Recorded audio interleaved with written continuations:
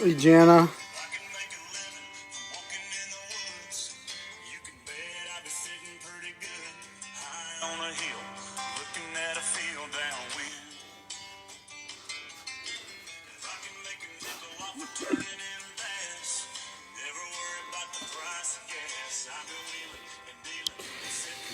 My place is a disaster, so this is what you're getting tonight, folks.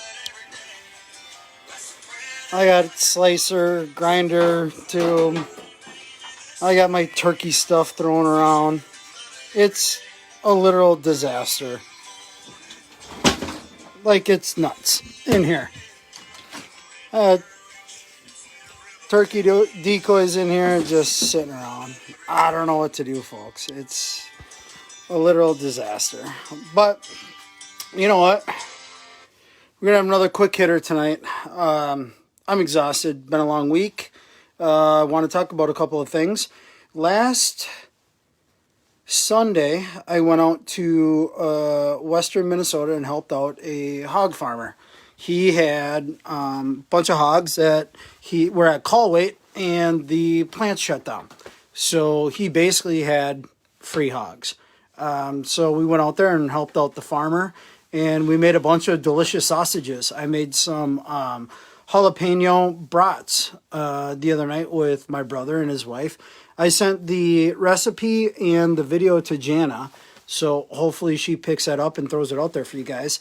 They actually turned out pretty delicious. There's a couple of things that I noted in the recipe that I will omit next time, but hopefully you guys give it a shot. If anyone's getting into like sausage making, learning how to cure, dry age, anything like that, brats are the easiest thing. You need 3 ingredients: salt, pepper, garlic. That's it. And pork, that's about 30% fat ratio, which usually comes from the butt of the pig. And ironically, the Boston butt is in the front shoulder. So don't be mistaken, it's not a back ham. That Boston butt is a front shoulder. You can get another cut that is a little more fattier, which I prefer for brats, and that is the picnic. The picnic is going to have a little bit more fat for you. And what you like about the picnic cut is it's not like straight up back fat. The back fat is going to be a little more rendered on the animal because there's just a whole not, there's not a lot of meat underneath it other than the loins that follow the spine. So it doesn't get that much work and it just kind of sits there. So the front shoulder, the Boston butt, the front shoulder, that fat is actually really good for your sausage making. The rear is really good for your hams and your roasts. So just buyer beware, that type of fat, it matters on the hog itself when you're going to be making sausages. So if anybody has any questions on that, just send me a direct message or post it to the page. I'd love to help you. I think I showed the book a few weeks ago about Stanley Marinansky. He's got a brother. They're Polish guys. They're basically the cat's meow when it comes to food saving, food safety, FDA requirements. Just beware, everything is in grams, which is a lot easier when you're doing your own spice mix. The grams are just so much easier to compute for the weight of the pork that you're going to be grinding up. So do yourself a favor, get yourself a scale that weighs out in grams. So when I did my own spice blend, you try and do it in grams as best as you can. It's just more accurate. It's just a whole heck of a lot easier. And most of the sausages from like Poland, Germany, Czech Republic, a lot of those recipes are going to come in grams anyway. So, it's basically 2.2 kilograms to a pound of the metric to standard. Anyway, back to the task at hand. I have not been successful turkey hunting yet. I don't know if anybody else has. I have a couple of buddies that have shot some really nice toms. Driving around, I'm actually seeing a few more toms together, which is a good sign. The later in the season it goes, those toms will leave the hens that they've already bred with. So you'll see some groups of toms together. So the best way to attack them now is to get a little more aggressive. I was down in the New Prague area with a buddy last weekend, and it was fun. We had some jakes basically gobbling around us, and I hit the gobbler, and that was a death sentence. They shut up, they squatted down, they weren't moving in on any hens.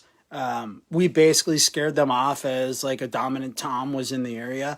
So if you're still hunting right now, these jakes are pretty wary of the dominant toms. So maybe not touch a gobbler call for probably another week, maybe. I might try it again this weekend, just by seeing like visually out on the roads. I've been seeing more toms together than toms with hens. I have seen a lot of puffed up strutted toms. So they're still henned up. Don't be worried. They're going to break out and they're going to be just still hunting for more hens. So be aggressive with your hens. And these, what I've noticed is these turkeys around here, you can't call enough with your hen call. Cluck, purr, strut, do whatever you got to do. You can't call enough with your hen calls. I don't care if you're diaphragm, slate, what box call, whatever you're doing, just get aggressive with the hens. You'll definitely bring in a jake. But if you hit, just so you know, if you hit your gobbler call, unless it's the dominant tom, you're going to shut down whoever's talking back to you. So be careful about that. Yeah, Steve, yeah, I was down there with two buddies. You're right. Anyway, we had a really good time turkey hunting. I love turkey hunting. If you want to get somebody into hunting, turkey hunting is the way to go. You're out there in the woods. As soon as you hear that first gobble, it's like hooked. You don't have to like bring a kid out, throw him in a deer stand, and have him freeze his ass off for 4 hours. That's not a way to get a kid into hunting. It's just not. Turkey hunting is a really cool way to bring somebody in. It's usually pretty warm, although the ticks are starting to come around, so be mindful of that. Usually it's pretty warm. You do have to get up early, but that's okay. There's usually action. You can at least hear, jakes, toms, hens clucking around, and you don't have to hunt that long. I mean, you can do a quick hitter. You can get out there, spend an hour, and if there's nothing talking and gobbling around, then that's a wrap. Move on. I mean, you just don't have an active area that you're hunting. So then just drive around and do some scouting. Check out public land. If anybody is interested in archery hunting for turkeys, this season is actually really good for it because the Carlos Avery, the Mille Lacs, and the Whitewater that were lottery for shotgun only turkey hunting, you can actually buy an archery over-the-counter turkey tag, and you can hunt those 3 special areas all the way up through season E. And then season F, you can go in there with the shotgun if you want. But that's really late. That's like late March. So if you want to get out bow hunting for turkeys, you can hunt those special areas and there's not going to be pressure. So you can get in there, you can sneak around, you can do whatever you got to do.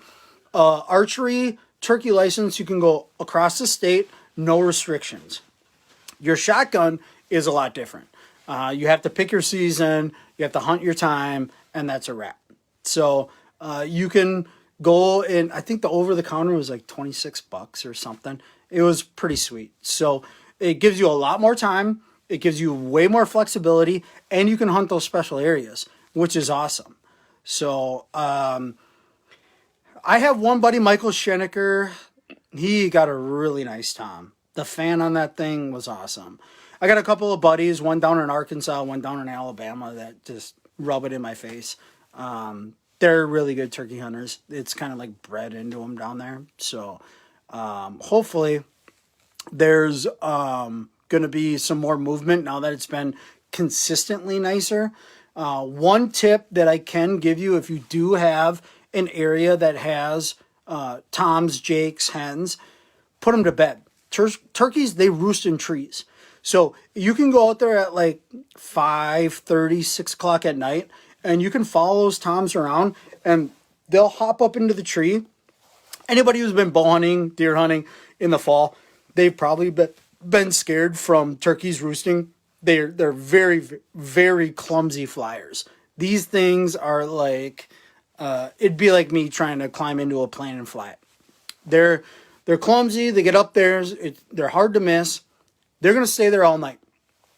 So if you put a turkey, like a good tom to bed, he'll be within 100 yards of there in the morning. I don't recommend setting up right underneath them. He's going to fly down and he's going to fly away from you. Get within 100 yards, set up on him, get a couple of hens out, and just start talking. One good way is either a goose call, an owl call, or a crow call. It's called a shock gobble. You can get a turkey just to gobble, not because of an attractant, but just to get them woken up in the morning. It's kind of like an alarm clock. So grab a crow call, grab your goose call, whatever you got. I got a buddy that makes calls down in Jordan, Minnesota. He does a phenomenal job. You could just wrap on even like a mallard call if you wanted to, and that tom is going to back at you from his roost. So you'll know he's in there. And then you can just start putting, purring, clucking, do whatever you got to do. He'll know where you're at.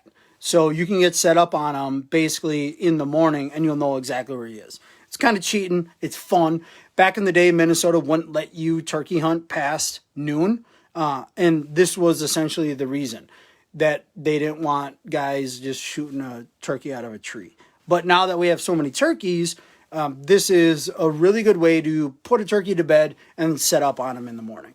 So if you have any questions about that, I mean, that's just the simplest way to have your most success in the morning turkey hunting. If you can't do that, get out in the woods. Try and get as early as you can, at least an hour before sunrise. Then when it's a half hour, that perfect time, just wrap on that crow call, that owl, that goose call. You'll see you'll hear where the toms are roosted. Then you can make a move if you have to. Otherwise, you're just going to have to set up and see what happens. So, anyway, the sausages should be on the page. Hope everybody is faring well this turkey season.